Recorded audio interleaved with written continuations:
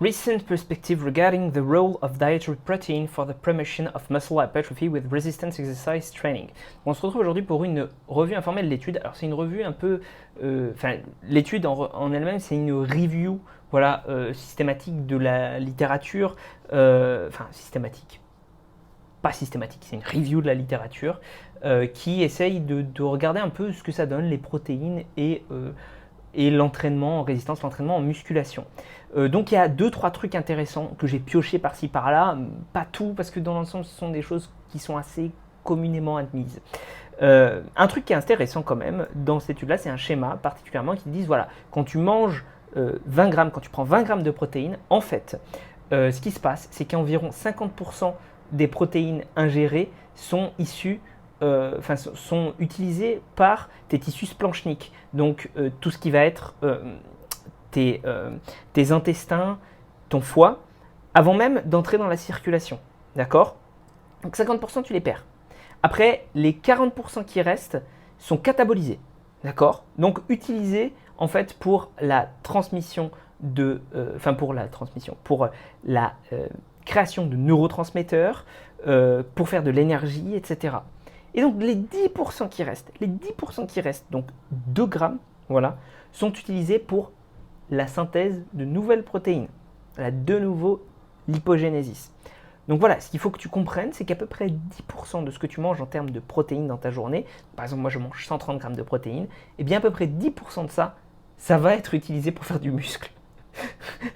Et encore, je pense qu'il y a dans les 10% de nouveau l'hypogénésis, l'hypogénésis, de nouveau protein synthesis, pardon, parce que l'hypogénésis ce serait du gras. Eh bien, cette de nouveau du coup protein synthesis, je vais y arriver, c'est pas que le muscle, c'est d'autres choses, etc. Donc en fait, par jour, je mange à peu près 130 grammes de protéines, j'en ai 13 grammes qui arrivent dans mes muscles, et encore peut-être 10 grammes. On comprend pourquoi en fait c'est lent de prendre du muscle. 10 grammes par jour, c'est pas énorme. C'est vraiment pas énorme. Voilà. Sachant qu'en plus, après, derrière, il faut entretenir ta masse musculaire. Donc, tu en as de moins en moins. Bref, voilà. Ça, je trouvais ça intéressant de le dire. Après, un truc qu'on dit souvent, par exemple, sur la MPS, donc la Muscle Protein Synthesis, donc la synthèse de protéines musculaires. Donc, quand je veux dire MPS, ce sera synthèse de protéines musculaires. C'est que l'insuline peut augmenter la MPS. Mais en fait, ce qu'on remarque, c'est qu'au-delà d'un certain seuil chez les humains qui est relativement faible, eh bien, il n'y a plus de stimulation de la MPS. En revanche, ce qui se passe, c'est qu'il y a plutôt une baisse de la MPB, donc du breakdown, donc ça veut dire de casser en fait les protéines pour en faire par exemple de l'énergie. Donc en fait, on pense que du coup l'insuline a plutôt un rôle qui ne va pas être anabolique mais anticatabolique. Alors tu vas me dire, on s'en fout. Peut-être, mais en tout cas, tu vois, si tu fais des pics d'insuline exprès ou tu as des bodybuilders qui se mettent de l'insuline et tout, ça va pas être pour créer du muscle, ça va être pour éviter d'en perdre. Voilà. Et ils disent que de toute façon aussi, pour avoir cet effet-là, il n'y a pas besoin de prendre des caisses et des caisses de choses. Il suffit de prendre une boisson protéinée ou alors un repas tout simple avec des protéines dedans et d'autres choses et ça marche bien. Après, il parle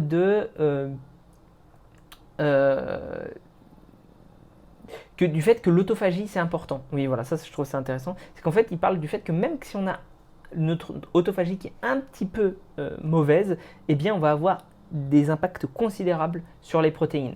Donc, moi qui suis pourtant pas forcément à fond pour le jeûne, etc., on pourrait dire que peut-être que si le jeûne restaure un peu des fonctions de l'autophagie, ça peut être intéressant. Maintenant, voilà, sachant raison garder, on en fait de l'autophagie même sans le jeûne, et je vais même te dire qu'on n'a pas trouvé dans les études empiriques de terrain un avantage spécifique à faire du jeûne. Donc ça veut bien dire qu'il ne doit pas y en avoir tant que ça. Mais ça reste tout de même intéressant. Et l'autophagie, pour te dire ce que c'est, parce que c'est vrai que je n'ai pas tendance à expliquer tous les termes, l'autophagie c'est quand ta cellule en fait va se mettre à aller chercher les protéines un peu difformes, à les digérer, voilà, et à en refaire de nouveaux acides aminés pour refaire des protéines. Donc en fait, c'est une sorte de mécanisme de nettoyage, de recyclage qui se passe quand on commence à manquer d'énergie, parce que là, la cellule se dit, bon, il faut que j'aille quand même qu'on soit toujours active, et donc du coup, qui va prendre les nutriments et les protéines là où ça l'est. Bref. Du coup, il y a eu le bruit de Facebook, j'ai l'impression de la vie qui fait des vidéos. Bref, tac. Ah oui, ils disent aussi que du coup, la restriction énergétique a tendance à faire baisser considérablement la MPS. Ça, c'est normal. Qu'il faut faire attention aussi en plus à l'effet satiétogène des protéines, qui peut être quelque chose d'intéressant. Quand on dit ça fait baisser la MPS, ça veut dire qu'on est à quand même 40% de moins de MPS au bout de 21 jours de régime hypocalorique. Et en fait, pourquoi est-ce qu'ils disent ça? Parce que c'est vrai que je ne le précise pas, mais ça voudrait dire qu'en gros, pour essayer de maintenir cette MPS haute, il faudrait manger plus de protéines. Pourquoi pas? Voilà. Après, est-ce que c'est plus de protéines au-delà des 1,6 g qui sont déjà conseillés? Là, il y a plein de gens qui ne sont pas d'accord. Par exemple, Menno Henselmans dit que non, puis d'autres disent que oui. Enfin bon, bref, voilà. Ils disent enfin, au niveau de la suppression de l'appétit, qu'il semblerait que la caséine soit légèrement supérieure à la whey pour ça. Donc si jamais tu veux privilégier une des deux protéines, privilégie la caséine quand tu es en sèche. Du reste, ils donnent des recommandations en disant que